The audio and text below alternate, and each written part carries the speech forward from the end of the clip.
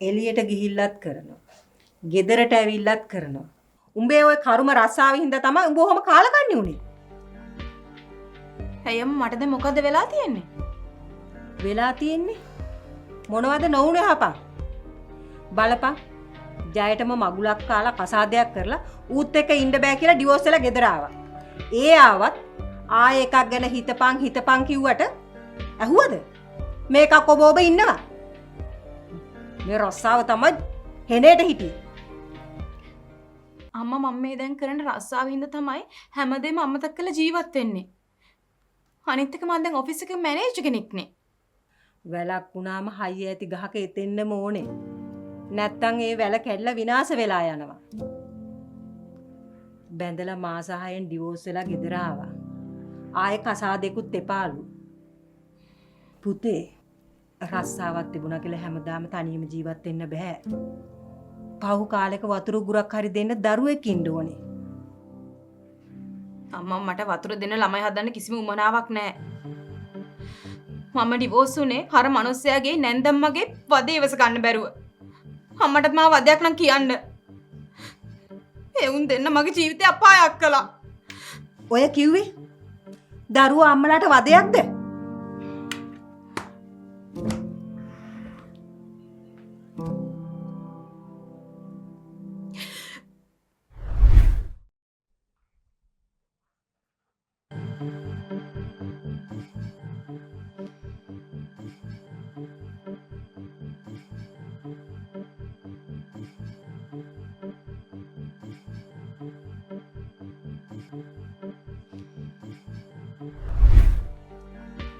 බැඳපු ගමන් අම්මා දරුවෝ හදන්න කියනවා.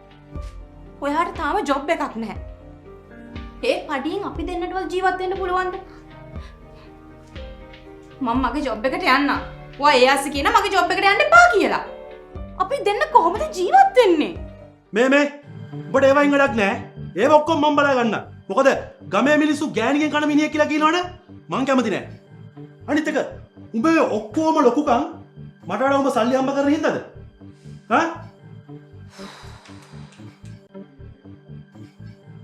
මම කියන විදිහට මේ ගෙදර ඉන්න බැර නම් මේ ගෙදරින් ඵලයක්. ප්‍රියන්ත මේ අහන්නකෝ. ඔයාගේ පඩි රුපියල් 30000යි. ඒකෙන් මේ ගෙදර වැඩවත් කරගන්න විදිහක් නැහැ. මම නිකන් ඉන්න එකේ මං ජොබ් එකට යන්නම් අනේ. ඔව් උඹ හිතන්නේ මම කොන්ද පන්නේ පිරිමියක් කියලාද? ගෑන්ටි කියලා හම්බ කරන් කන. උඹ යන්නේ නැහැ රස්සාවට. උඹ යන්නේ නැහැ එච්චරයි. ලුණුයි බතුයි කාලා හරි මේ ගෙදර ඉඳපන්. ආයි උඹේ කට මේ ගෙදර ඇරියොත් තලනවා තෝගේ කට.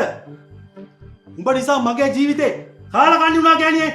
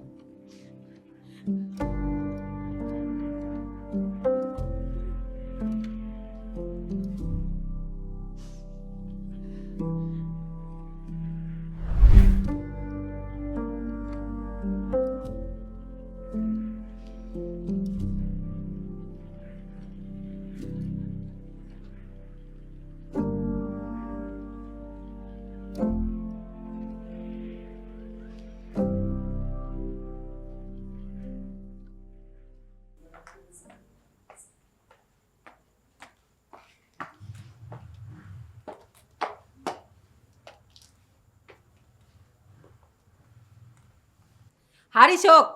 ගෑන් ළමෙක් ගෙට එන වෙලාව. ගෑන් ළමෙක් ගෙදර එන වෙලාව මොන පොතේ දම ලියලා තියෙන්නේ? අද ටිකක් වැඩ වැඩි වුණානේ. ඒකින්ද පිටට යන්න ඕන. ඔහොම ගිහින් උඹ පිට නෙමෙයි වටේයි කියලායි මට බය. මොනවාද මම කියන්නේ? මහ රෑ වෙනකන් එළියේ ඉන්න ඕන නම් ඔබ මිනිහෙක් වහන ගිහලා කසාද බැඳගනි. මේ නාකි ගෑණිගේ පපුවට ගින්දර නොදී. පොඩි කාලේ ඉඳලා ඇහි තියාගෙන හදලා තියෙන සබ්බ සකලමනා වියදම් කළා උඹලට උගන්නලා තව කසාදත් බඳලා ආයි පරිස්සම් කරන්නත් වෙලා. මොන දුකක්ද මේ? හරි ඊට පස්සේ රෑ වෙන්නේ නැහැ. හරිද? හරි. රෑ නෙමේ එළි උනත් කමන්නේ. වෙන මිනිහෙක් ගැන හිතපන්. අරු කසාද බැන්දනේ.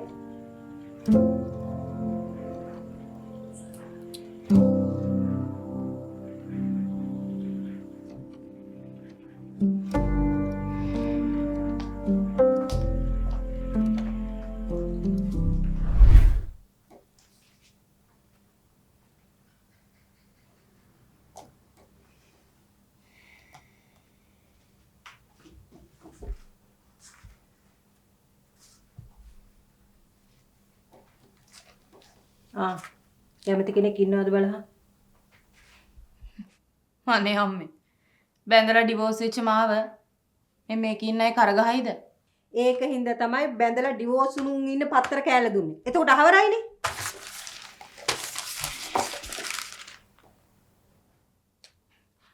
අම්මේ මේක ඉන්න ඔක්කොම වයසයිනේ. ඉන්දා යකෝ. බැඳලා ඩිවෝස් වුණු උඹ බ්‍රෑන්ඩ් නිව් එකක් හම්බෙයි කියලා හිතන් ඉන්නේ. අනික කසාදයක් නේ කරගන්න ඕනේ. වයස වුණාම මොකද? අනේ අම්මේ මට මගේ පාඩුවේ ඉන්න දෙන්නකො මේ ඉන්න විදිහට. ඔව්. උඹ නම් ඉදි. රට්ටුන්ගේ කතන්දර අහන්න ඕනේ මමනේ. ඉතින් අම්මා වුණා වගේ ඉන්න. උඹට නම් මොකද? මොකද? උඹට මං කියන එකක්වත් ඇහෙනවා කියලාද? මම මලායින් පස්සේ කාලයක් ගියාම උඹ අඩපණ වුණාම උඹට සාත්තු කරන්න කවුද? අම්මේ අපිට සලකයි කියලා ආයෝජනයක් විදිහට දරුවෝ හදන්න මට උමනාවක් නැහැ. අනිත් එක මේකේ ඉන්න එක්කෙනෙක් බැන්දොත් එහෙම මේගොල්ලන්ගේ වයස හැටියට මට ඒගොල්ලන්ට සලකන්න වෙන්නේ.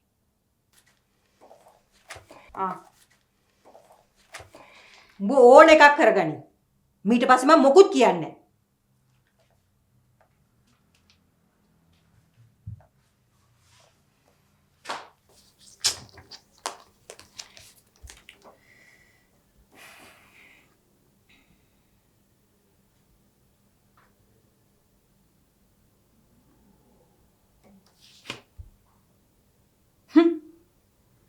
One month anniversary.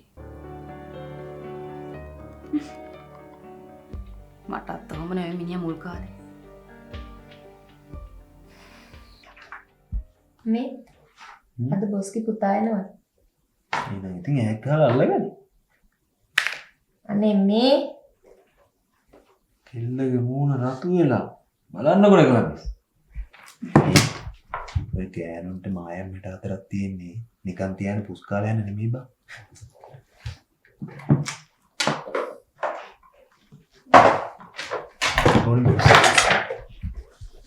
Hi Miss Nekala. Hi sir. Miss Nekala පොඩ්ඩක් මගේ රූම් එකට එනවා. Okay sir.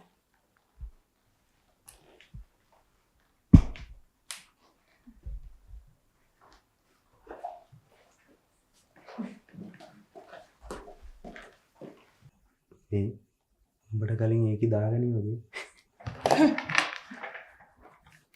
මිස් මේකලා වෙන්නේ කොහමද? ගහලා මිනිහා ඇතල් දාපු ගෑනු. හරි. බලමුකෝ. ඒකිගේ මායන්ද මගේ මායන්ද දිනන්න කියලා. ඔය බැඳලා අතහැරලා දාපු උන්ට පරිස්සම් කරන්න දේවල් නැහැනේ. හරි දීලා හරි දාගන්න තමයි බලන්නේ.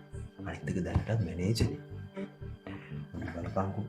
හෙට අනිද්දා වෙද්දී ලොක්කගේ ලේලි වෙලා මෙහෙට වඩින හැටි. එතකොට වඳින්න බලන් හිටාංගේ.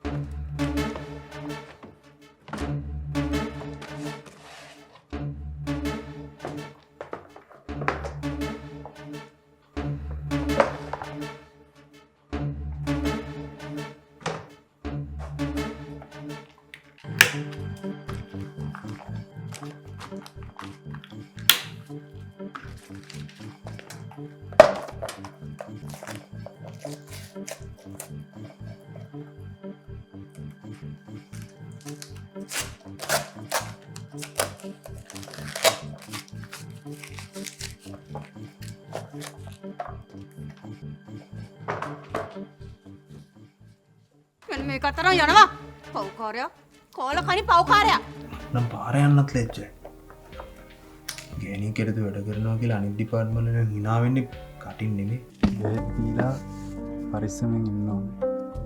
අය බබයි දෙන්නම්. කෝ ප්‍රපෝසල් එක? මම මෙතන තියලා තිබ්බේ. ඒත් ඒක දැන් මෙතන නෑනේ. උඹට මිනිහෙක් අත්තින්නවා දැකෝ.